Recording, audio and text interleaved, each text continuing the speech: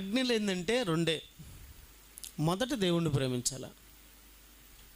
Bible అంతా చెరుకు రసాన్ని చెరుకుతో పిండితే రసం ఎట్ట వస్తుందో, చెరుకుతో పిండితే రసం ఎలా వస్తుందో, అలాగే బైబిల్ కూడా పిండితే ఏమొస్తుందో తెలుసా?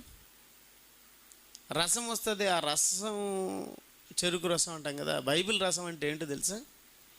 ఆ రసానికి ఒక పేరు పెట్టచ్చు. ఆ పేరు ఒకటి, నీ దేవుడైన ప్రభువును పూర్ణ హృదయంతో, పూర్ణాత్మతో, పూర్ణ మనస్సుతో, పూర్ణ వివేకంతో సేవించాల. ఆయన్ని ప్రేమించాల. మొదటగా దేవుణ్ణి ప్రేమించాల. రెండవది నిన్ను వలె నీ పొరుగు అని ప్రేమించాల. మొదటిది దేవుణ్ణి తప్ప ఇంకెవరిని ప్రేమించకూడదు. ఈ సంఘంలో మీకు నేర్పించేది ఇదే నేను.